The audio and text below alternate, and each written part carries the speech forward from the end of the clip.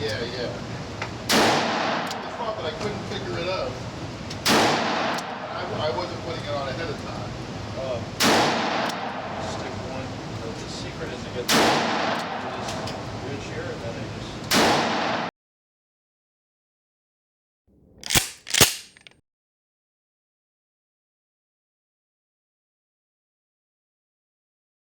Hello everybody, this is Hammer Striker here. Today I've got a Smith & Wesson Model 19-3. Please don't forget to check out our website. Go to our affiliates page. You'll find discount codes for things like Mantis Axe and Core belts. Link to that cool little bore light that we use for lighting up the barrels. Use those links. It will often save you money, never will cost you any additional money, and helps the channel. Thank you. This particular one is 50 years old. It was made in 1972, so that makes this an episode of This Old Gun. But this old gun is in awesome condition. Now, interestingly enough, Smith & Wesson does make a variant of this model. They call it Model 19 Classic, which is new production, but there are a number of differences between the new production and the old one. This one is actually truly a classic. It's one of the original ones actually made 50 years ago. And as you can see, it's in awesome condition.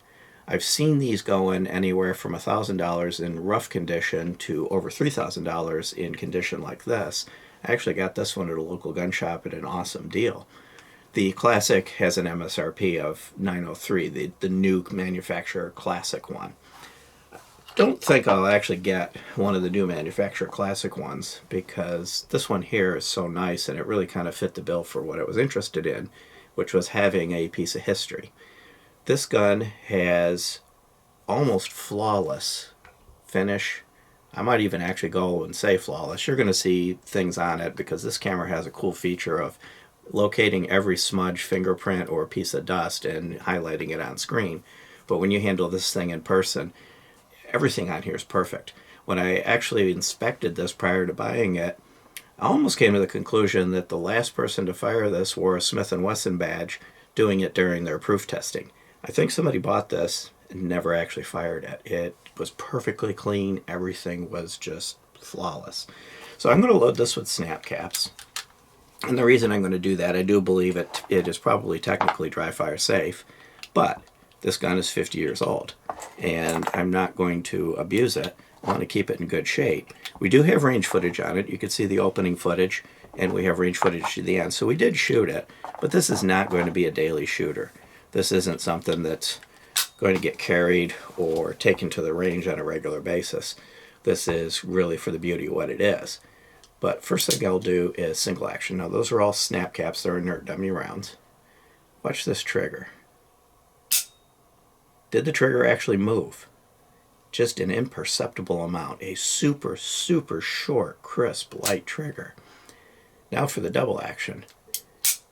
It's actually not all that heavy and it's ultra butter smooth. And this is one of the things that even the modern Smith & Wesson revolvers kind of fail on. Their double action triggers aren't all that nice. They tend to stack, they tend to be inconsistent. This one is consistent the whole way, no stacking, just butter smooth. So the trigger is awesome. And you'll notice that there's a hole missing here. It's because this is before they were bought by that, I think a company called Safety Corp or something like that, that started including those integral locks in all the models. This one predates that. So there's nothing interfering with the operation of the trigger. A few of the other things that make it desirable, that's one of the things, the lack of that makes it desirable. The pinned barrel makes these desirable and improves the strength of the barrel, prevents walking out and moving. It has a little bit of a little ball bearing there on a spring that's part of the lockup mechanism to hold the cylinder in position and in place. It does have one thing that goes on with these older ones. There were some issues with the forcing cone. If you fed the thing a steady diet of 357 Magnum, especially hot Magnums, over time the forcing cones could crack. I know that the modern one, they've eliminated that problem entirely. Back when these were commonly used by police, they were pretty much instructed to train and practice with 38 Special and then just put 357 in it for duties, hoping that they wouldn't be firing it a whole lot while on duty.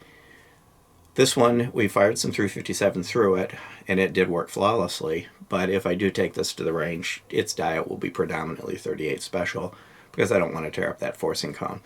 If you're looking to buy one that you're actually going to use it as a defense weapon, heavy range day activity, you want the 357, you would steer towards the new production classic. But if you're wanting something cool and you find one of these on the side of your choice, or you find one at a local gun store or a pawn shop and it's in good condition, you will really enjoy this trigger. So a few of the features and stats. It weighs 37.2 ounces, it weighs 37.2 ounces, has a 4¼ inch barrel, they call it the 4-inch. It's 9.875 inches long front to back, and it's about 5.5 inches tall. It does have a blade sight that's all integral, so you're not changing this. You could theoretically put a white dot on it or drill a hole and put a dot in it. I'm not going to do that. I'm not going to modify this one. It does have an adjustable rear sight, height and windage, with just basically a notch. So the sights aren't all that easy to see.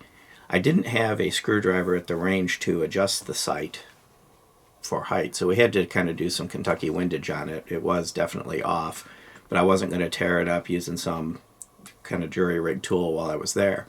And you'll notice some serrations on the top to cut down glare.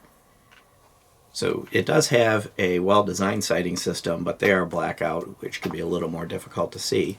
Cased hardened hammer and trigger, and blued. It's true bluing, and it's in beautiful condition. Nice wood grips. They're really smooth.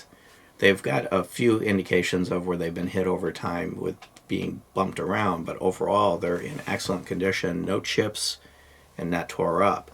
So whoever had this took very good care of it.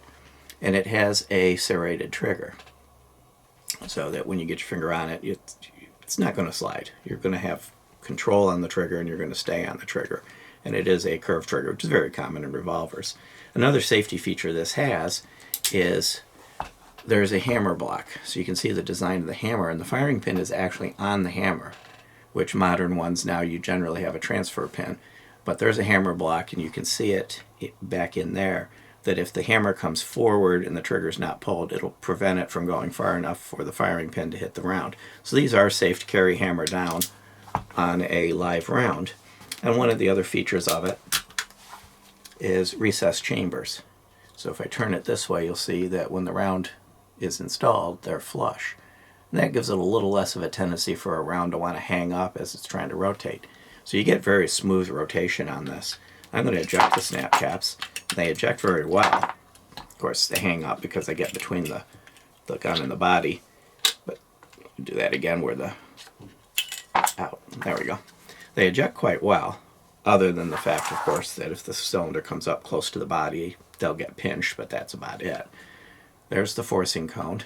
The newer one does have a more robust forcing cone that minimizes the chance of that happening with the split cone due to 357s. But beyond that, I closed it, and I probably shouldn't have, so I opened it back up, because what I wanted to show you is that if you look closely, you'll see, if you open in the crane, pull the cylinder open, you'll see Model 19-3 is stamped. So if you're looking for one of these and you're shopping, you can see which version of it is by just opening the cylinder and looking inside the crane. This time I'll close it for real. You'll notice I'm doing that when I close it, then I cycle it. I cock the hammer, I hold the hammer so it doesn't fall, and then pull the trigger. And that minimizes getting the scratch ring all the way around the cylinder. If you close it and then rotate the cylinder to lock it, it's often will drag on the locking pin that's down here at the bottom, and it'll create a scratch all the way around it. So when I close revolvers, they're trying to make a point to just close them, pull the hammer back, which then, of course, when you're doing that, it disengages that lock, and then drop the hammer, and it minimizes that scratch all the way around the cylinders. Sometimes you'll forget and you'll do it, and over time, if you do it enough, you'll get little pieces of the scratch, but you can cut it down by doing that. From a shooting perspective, it's very comfortable to hold. The grip fits well. Now, if you have larger fingers like I do, you'll find that you'll have your finger up against the back of the trigger guard. And that can give you a bit of a pop. If you position well enough that it's on a meaty part of your finger and not the knuckle, it's less noticeable. But this gun is heavy enough to do a really good job of absorbing recoil even on powerful 357 Magnum. With 38 Special, it's very, very soft recoil.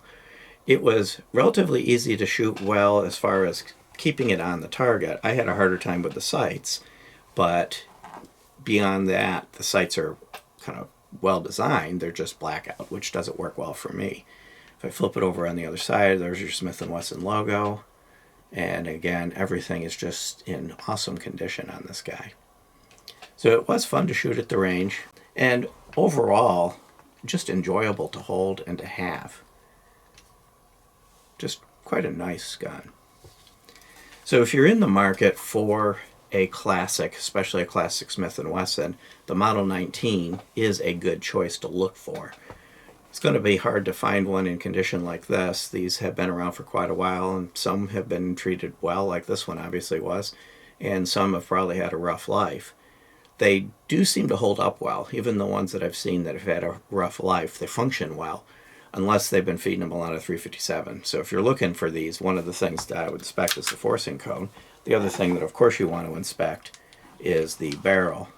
You want to make sure that the rifling is nice and sharp, and you want to make sure that the lands and grooves are nice and clean. Look for pitting and things like that.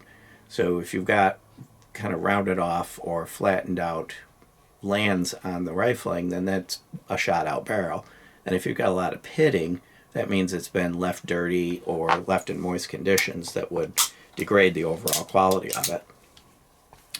It's a revolver I'm glad I got my hands on. I probably will never get rid of this one. It'll be one of those I never get rid of. I won't shoot it a whole lot. Probably take it out on a nice day just for a few rounds of 38 Special to enjoy it. But mostly something like this is really good for looking at. If you like our videos, please give us a thumbs up, share, subscribe. Check us out on Facebook, Patreon, Instagram, Twitter, Getter, kind of everywhere. And thank you. There you go.